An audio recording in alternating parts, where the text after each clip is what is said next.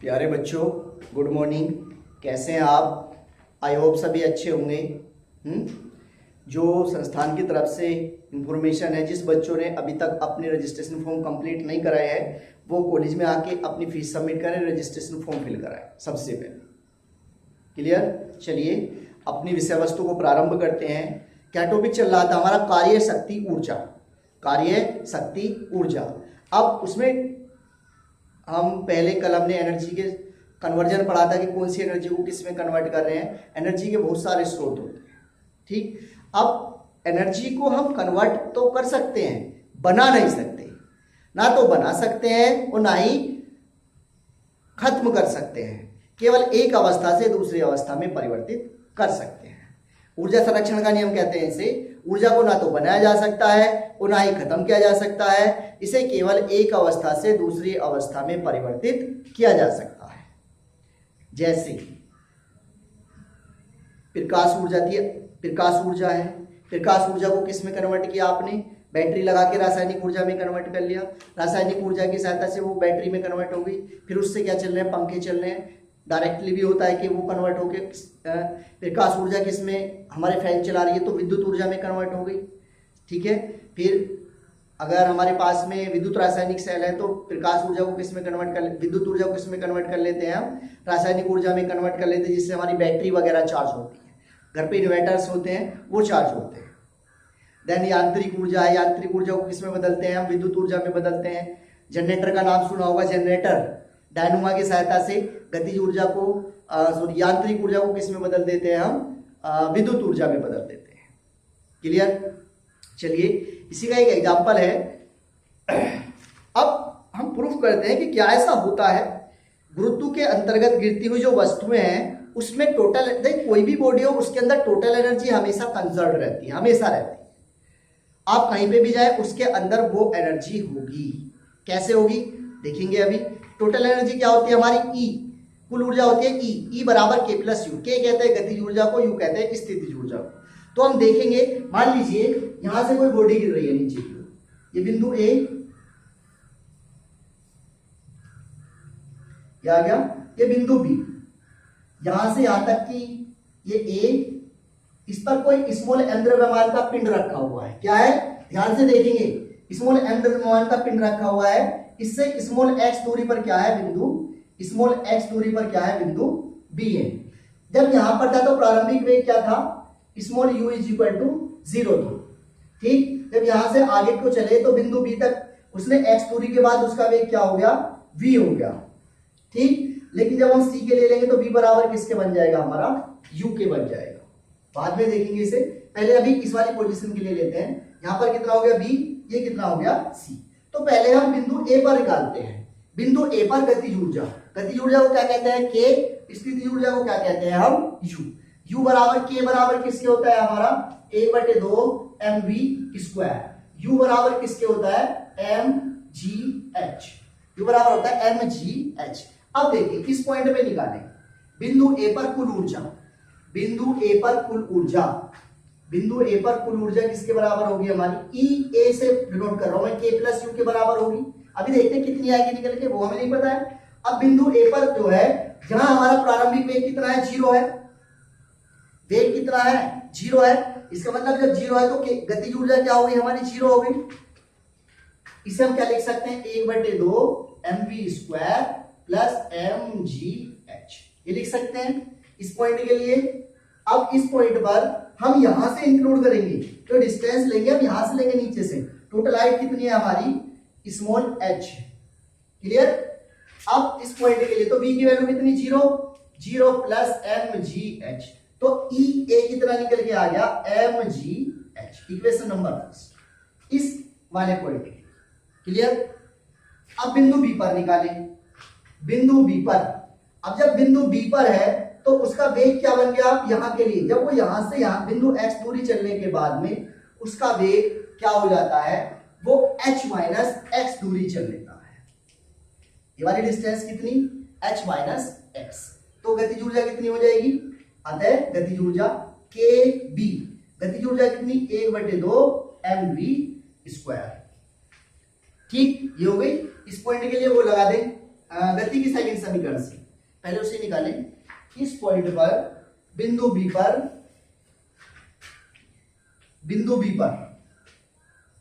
यहां पे निकालें गति की सेकंड समीकरण से। क्या होती है गति की सेकंड समीकरण? v स्क्वायर बराबर u स्क्वायर प्लस 2gh, ये तो होती है v स्क्वायर बराबर u square plus 2gh।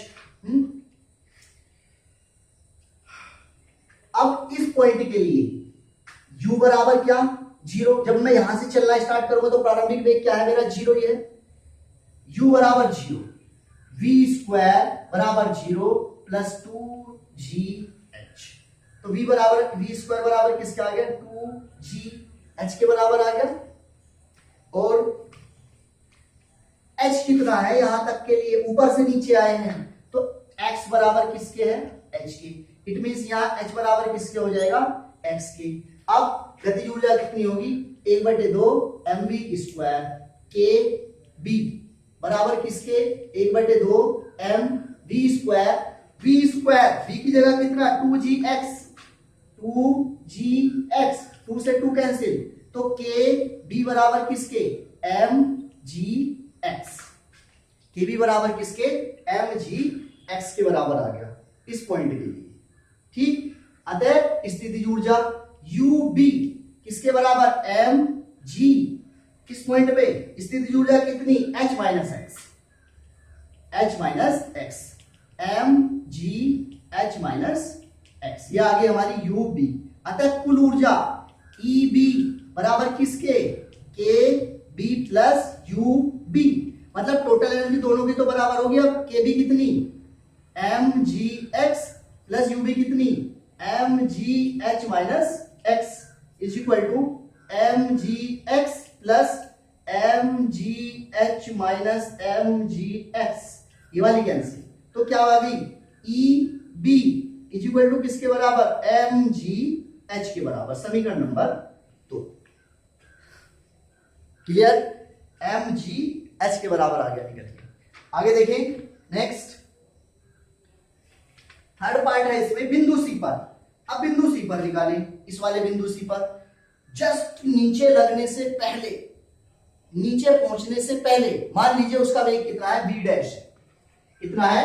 v dash. तब गतिज ऊर्जा v स्क्वायर बराबर u स्क्वायर प्लस 2gh, यहां से ले तो वेग कितना मान लिया मैंने? अंतिम वेग कितना है? v डैश है। v डैश बराबर u स्क्वायर प्लस 2gh, परंतु क्या u बराबर तो 0 है, तो ये वाली टर्म क्या हो जाएगी? 0। तो v डैश स्क्वायर बराबर किसके? 0 प्लस 2gh, ये आ गया 0 प्लस 2gh। इस वाले लास्ट वाले पॉइंट की बात करें बिंदु सी के लिए, ये आ गया। अब स्थितिज ऊर्जा निकाल लें। ub किसके बराबर? mgh, लास्ट वाले पॉइंट के लिए केसी आ गया। परंतु जब हम लास्ट वाले पॉइंट पे जाते हैं तो टोटल गतिज ऊर्जा किसमें कन्वर्ट हो गई? उसकी जो टोटल एनर्जी है वो किसमें कन्वर्ट हो गई? स्थितिज ऊर्जा में, mgh। अब चूंकि अंतिम बिंदु पर h का मान कितना? 0, इसलिए टर्म क्या हो गई? 0। h इज इक्वल टू 0, तो ये कितनी हो गई? 0। v is equal to 0, c sorry b नहीं c की बात कर रहे हैं। vc इज इक्वल टू किसके बराबर? 0। अब रख दो यहाँ पे ec is equal to kc plus uc is equal to kc का मान कितना? kc का मान अभी नहीं निकाल रहे, देखते। 1/2 kc का मान 1/2 mv dash square plus m plus uc is equal to 1/2 mv dash square, mv dash v dash square की वैल्यू कितनी? v डैश का मान कितना निकाला अभी मैंने? ये रहा 2gh प्लस 0, 2 से 2 कैंसिल, 2 से 2gh।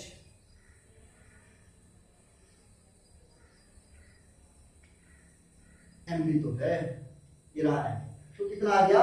mgh, इसका मतलब EC।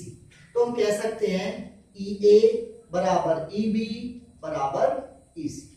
हमने देखा तीनों ही पॉइंटों पर जो ई का मान है वो कैसा निकल के आ रहा है,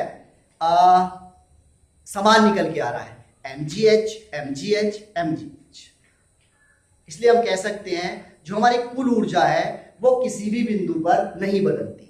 ऐसा हो सकता है स्थितिज ऊर्जा गतिज ऊर्जा में, गतिज ऊर्जा स्थितिज ऊर्जा में, कहीं पर स्थितिज ऊर्जा ज्यादा कहीं गतिज ऊर्जा ज्यादा, बट टोटल एनर्जी हमेशा कैसी होती है, समान होती है। क्लियर? चलिए इस वीडियो को रिमाइंड करके देखिए कई बार, तब समझ आएगा। थोड़ा सा बड़ा डेरिवेशन है। कल फिर से मिलते हैं। Thank you.